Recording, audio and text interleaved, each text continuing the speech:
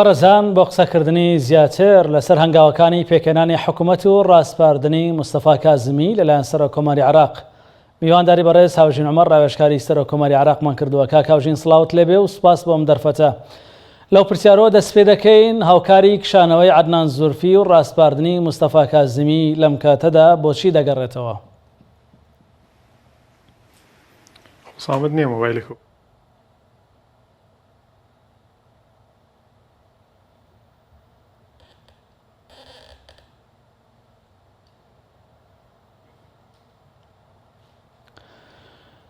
لە هەنگاوێکی تازەدا سەرۆکۆماری عێراق ڕاستپاردنی مستەفا کازمی با پێکهێنانی حکوومەت ڕاستپارد بەپێی سەرچاوەکانی هەواڵ و ئەو زانیاریانەی کە لەلایەن کوتلە شیعەکانەوە دەرچووە ناوبرا و کۆدەنگی لایەنەکانی شیعە و کاندیدی لایەنەکانی شیعەیە و هەرچی سوننە و کوردە ڕەزامەندی لەسەر کاندیدکردنی مستەفا کازمی سەرۆکی پێشووی دەستگای هەواڵگری عێراق بۆ پێکهێنانی حکوومەتی نوێ عێراق دەربڕیوە. کاک هاوژین سڵاوت لێبێ و ئەم کاتت باش. سڵاو لە بەڕێزیشتان کاکزانە، زۆر سپاس بۆم دەرفەتە. لەو پرسیارەوە دەست پێ دەکەین هۆکاری کشانەوەی عەدنان زولفی و ڕاستپاردنی مستەفا کازمی لەم کاتەدا بۆچی دەگەڕێتەوە؟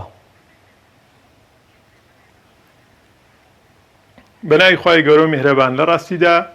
هەمومان ئاگادارین لەگەڵ نزیکبوونەوەی وادەی تەسلیمکردنی ناوی کابینەکەی بە پەرلەمان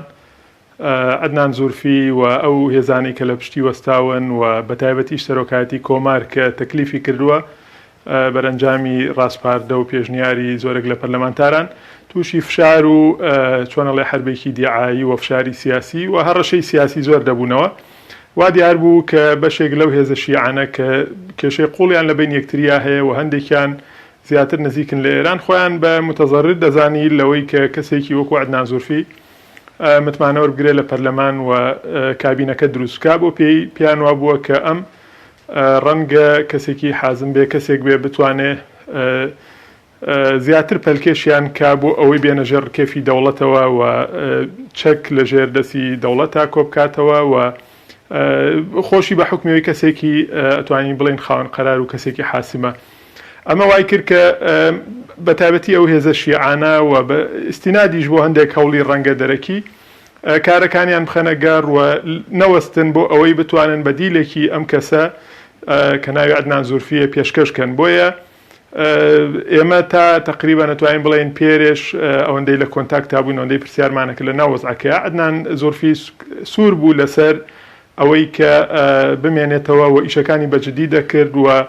هەمومان نەزانین لە ئیعلام و لە میدیاکانیش ئاگدارین کە زۆر جم و جوڵەکانی بە شێوەیەکی مکەسەف چڕوپەڕۆ بە بەرنامج دەست پێ کرده بوو بۆ کۆبوونەوە لەگەڵ هەموو لایەنە پەیوەندیدارەکانی ناوخۆ دەرەوە.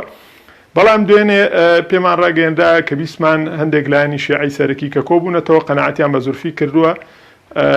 ئەتیزار بکە و باز لەوەش دەکرێت کە ڕازیان کردووە پۆستێکی سیادی گەورەی بنێ، باز لە جێگری سەرۆگۆزیران نەکرێ، باز لە شتی تر دەکرێت و پێشتریش ناوی مستەفا کازمیان باس کرده بوو کە ئەگەر ئەو سەحب بکە مستەفا کازمی تەرحەکەن بە حکمی ئەوەی کە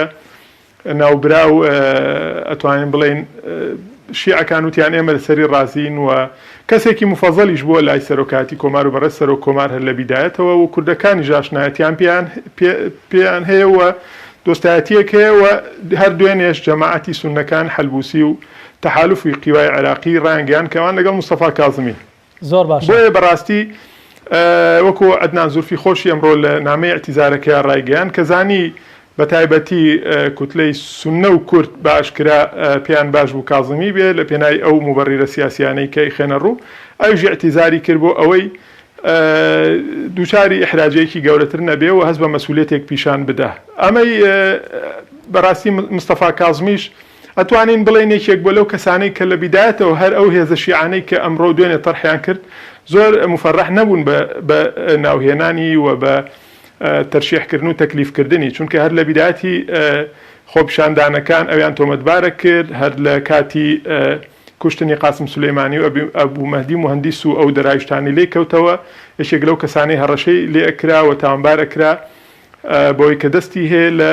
ئەو حادیسەیە و کەم تەرخەمەتیایە لە تحقیقاتی شا مستەفا کازمیە. بەڵام بەڕاستی تحلیل و سەرنجی من ئەوەیە ئەو بەڕێزانەی کە ئەتوانین بڵێن زیاتر لە ئێرانەوە نزیکن و لەم وەزعەیە ساڵانێکی زۆرە سەرۆکوەزیران لە ئەوان دیاری کراوە لەم وەزعەیە گەیشتنەوە قەناعەتەی کە چیتر ناتوانن کەسێک بە پێوانەکانی پێشوو بە واقعی پێشوویە بە ویستەکانی پێشووی خۆیان دابنێن بۆیە ئێستا فشاری تر دروست بۆ لایەنی سیاسی ناوخۆی دەرەکی هەن متەظاهرین خۆپشاندەران تا ئێستا سوورن لەسەرەوەی کەسێکی بێلایەن کەسێکی مەقبول بێ لە ڕووی خەڵکو و کۆمەڵگە و هێزە سیاسەکانی تریشەوە دابنرێ زۆر باشە هاتن پەنایان بردەبەر مستەفا کاظمی کە بە بڕای من چۆنە لێوەکو بڵێ بۆ ئەوان پیان وا بۆ ئەخەف و زەرەڕین هەڵەبژێرن چونکە پیان وا بۆ عدنان زورفی بەڕێی من بە تێگەشتنی من عدنان زورفی ئەتوانێت تەسیرێکی گەورەی یا فشارێکی گەورەتر لەسەر ئەوان دروست بکە کەسێکی حازمترە بۆیە ڕەنگە زەرەرێکی گەورەتریان بۆ خۆیان گۆڕی بێتەوە بە زەرەرێکی بچووکتر. زۆر باشە کاکاوژی نامەژەت بۆدا کە عدنان کە مستەفا کاظمی ڕاستپێردرا بۆ پێکێنانی حکوومەت پەیوەندی لەگەڵ کورد باشە باسیش لەوە دەکرێت کە ماوەیەک لە هەرێمی کوردستان ژیاوە و پەیوەندی دۆستایەتی لەگەڵ لایەنەکانی دەسەڵات هەیە ئەم پەیوەندیە بەسە بۆ ئەوەی کە هەرێمی کوردستان بەبێ مەرز پشتیوانی لێ بکات یاخود بە بەرنمەیەکی تازەوە بە کۆمەڵێک مەرجەوە پشتیوانی لە کاندیدە تازەکەی سەرۆکوەزیرانی عێراق بکەن. خۆی لە ڕاستیا خۆشبەختانە مستەفا کاظمی کەسێک نەبووە لە لای کورد ڕەفز بێت لە بیدایەتەوە و لە قۆناغێک لە قۆناغەکانە دۆستایەتی هەبووە لەگەڵ کووردا و کەسێکی خۆی لیبراڵە کەسێکی مەدەنیە کەسێکە لەسەر هیچ تەیارێکی سیاسی یا تایفی مەحسوب نییە ئێستا و کەسێکیش بووە پۆستێکی وای نەبووە کە خەڵک نەقدێکی لێ بگرێ بۆ نمونە پۆستێکی تەنفیزی باڵای هەبوو بێ لەگەڵ کوردیش دۆستایەتی هەیە و پێم وابێ هەر ئەو دەستگای میدیایی بەڕێز سەرۆکۆمار لە کۆنی شاهی بووە و مەحسوب بووە لە سەرکێتی نیشتیمانی کوردستان ئەم لە زەمانێکە وەکو کەسێکی مستەقاف وەکو نووسەرێ وەکو ڕۆژنامەنووسێ لە تیمی بەڕێوەبردنی گۆڤارێکە یا سەرنووسەری گۆڤارێکان ئیشی کردووە بەڵام ئێمە ئەتوانین یەکشت بڵێن لەبەرەوەی معادلەی سەرۆکوەزیران معادلەیەکی جیایە و بەپێی تەجربەکانی پێشوش ناتوانین ئێمە موقفی خۆمان لەسەر کۆمەڵی بنەمای عاتفی ئەوە بکەین ڕاستەوە ئەساسێکی گرنگە ئەو کەسە دۆستایەتێکی شخصی یاولایەکی شخصی لەگەڵ کوردەکانە هەبێ بەڵام بەڕاستی زۆر جاریش ئەگەر بگەڕێنەوە بۆ کابینەکانی پێشووتر یعنی بۆ نمونە حوسنی زەنمان بە مالیکی هەبوو بە تایبەتی بڵێن هێزە دەسەڵاتدارەکان لە کوردستان کە تەمسیلی زیاتری کوردیانە کرد لە بەغدا متمانەیەکی زۆریان دەدا و بەشدار دەبوون لە متمانەدان بە مالیکی بە پێش مالیکی بە دوای مالیکی دوای سێرەکەی لە نیوەی ڕێگا ئەمانیش و خەڵکی تریژە کەوتنە تەقە عەبادی هات هەروە بۆیە بەڕاستی ئێمە بە باشی دەزانین کە مستەفا کاظمی ئەو پێشینە ئیجابێ لەگەڵ کووردا هەیە ئەو دۆستایەتی هەیە بەڵام وەکووتم نابێ ئێمە لەسەر ئەساسی عاتفی مامەڵە بکەین و متمانەدانی خێرایی سەرۆکی هەرێم یا بەناوی لایەنەکانی هەرێمیشەوە بەوەی کە ئەوانیش وەکو هێزەکانی تر مستەفا کاظمیان قبوڵە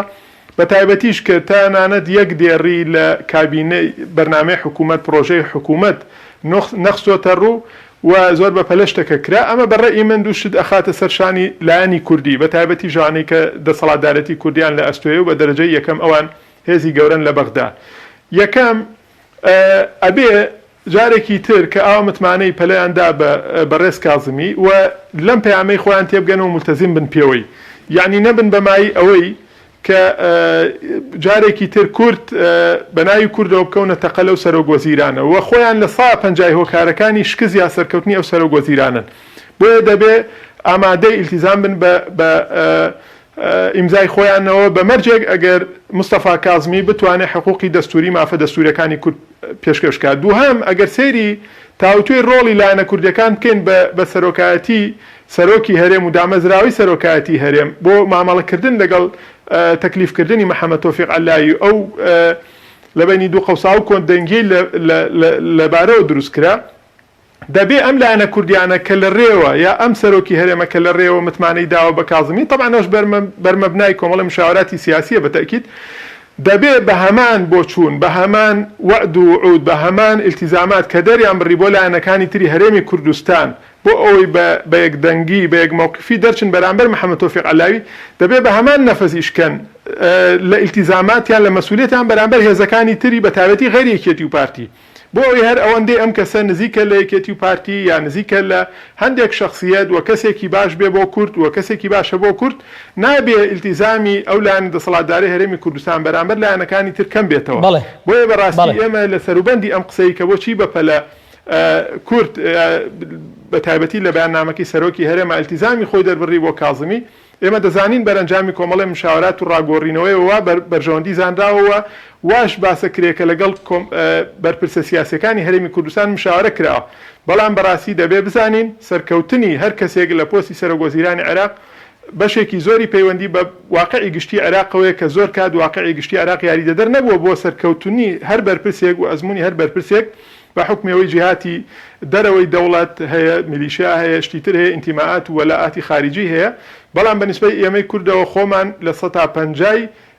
بەڕێکردنی ئەزمونێکی سەرکەوتو ئیجابین لەگەڵ حکوومەتی فیدراڵی یا حکوومەتەی دروستە بێ بەوەی کە ئێمە هەر مافمانیە هەندێک ئەرکیشمان لەسرە کە ئەگەر باشامکەین پێوە بە تاکید هەموو لایەک لە عێراقا بە تایبەتیش بەرامبەر هەرێمی کوردستان ڕەنگە ئەزمونێکی ئیجابی جا لە ڕابردوو تەبەنی بکەن. زۆر باشە کاکەوژین خۆشتان دەزانن کە شانۆی سیاسی عێراق بەدەرنیە لە دەستوەردانی دەرەکی